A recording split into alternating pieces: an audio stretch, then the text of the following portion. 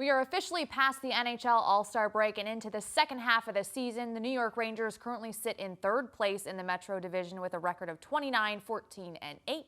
And here to preview what to look for over the remaining 31 games is Larry Brooks of the New York Post. Larry, thank you so much for joining us.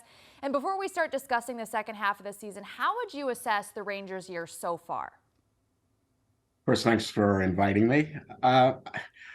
There's, I think, seventh overall in the NHL. I think they've had a representative first half, but I don't think anyone believes that they've hit their stride yet, and that's a double-edged sword.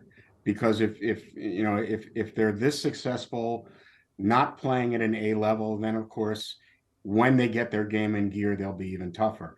But then on the other side, there's the question of, will they get their game together? They're winning games. They're a very resourceful team, but they haven't quite clicked in yet. There's a lot unsettled with about 3 weeks now to the trade deadline, and is 30 games to go in the season. So there's a lot there for the Rangers ahead. They've set themselves up, but I don't think we know exactly what they are yet. So one of the biggest talking points of the season so far is the kid line, and one member of that line is center Filip Chytil, and he's been one of the best players on the team over the past 5 games, so he'll be an RFA after this season. How do the Rangers keep him in blue while balancing their cap situation? That's a great question, and that's one that Chris Drury is going to have to answer. I look at these numbers every couple of days, and I don't know how they're going to make this work. I do know that Filip Chytil is establishing himself as a go-to offensive threat and go-to offensive force, and they're going to have to pay him. He's only 2 years away from unrestricted free agency, so they're going to have to sign him to a long-term deal this summer. They also have K'Andre Miller coming up. They have Alexei Lafreniere coming up.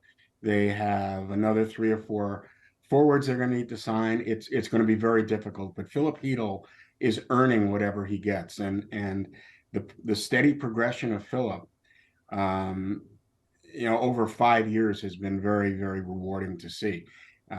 He gained confidence in himself during last year's playoffs, and he just brought it into this season. So the Rangers have something in Filip Chytil, and if they can keep them together, they have something in the kid line. We're all impatient. We all want more from Kakko. We all want more immediately from Lafreniere. But they're developing maybe at a somewhat slower pace than expected or anticipated. But they're major contributors to a team that fancies itself a Stanley Cup contender. And to have 3 guys who are 23, I think 22 and 21, it's not bad. Yeah, the future does look bright, but like you said, a lot of work for Chris Drury ahead.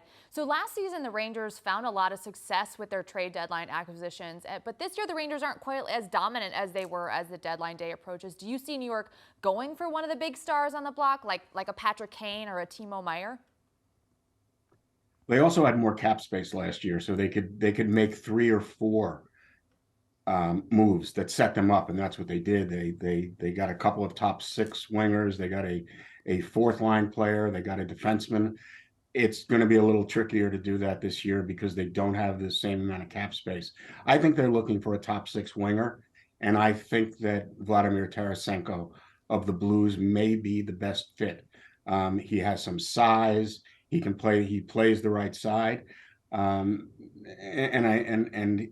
think his contract is a little bit less than Patrick Kane, so if they were to get Tarasenko, they could make a couple of other moves.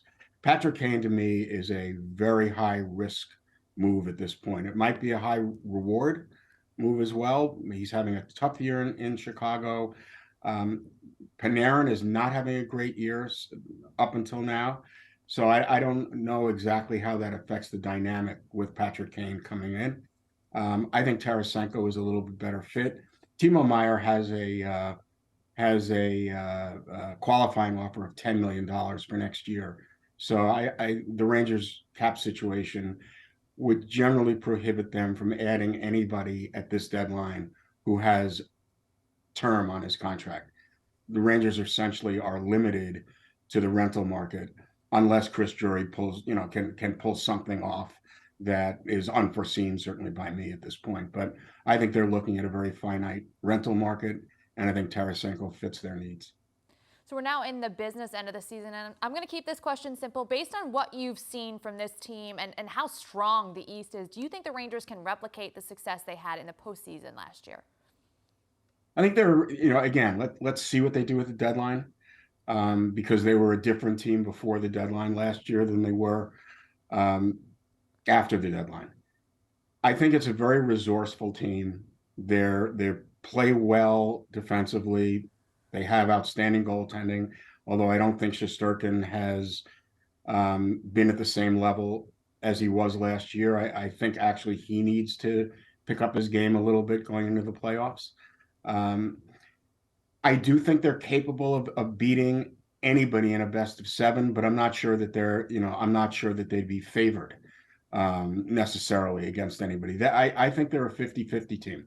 They could win the first round, they could win the second round. And again, we're talking about a team that's going to be, unknown at the deadline, but I'm not sure that they can win 2 rounds, but I'm not sure that they can't win 3. So I think everything is ahead of them. I think they go in. I think they're going to go into the playoffs as a very formidable opponent, and we'll see where it goes from there. I mean, obviously Boston has separated itself from the rest of the league. There are other strong teams in the East. It'll be interesting to see the Rangers play in Carolina this Saturday night, because Carolina is one of the elite teams in the league. The Rangers have played well against the best teams in the NHL this year. But again, they're a very resourceful team. They know how to win games. I think they need to get a little bit bigger, a little bit stronger, and and then roll the dice with them when the playoffs start. Yeah, lots of good hockey coming up. Larry, thank you so much for joining us and taking the time. We really appreciate it. I appreciate it. Thanks for having me.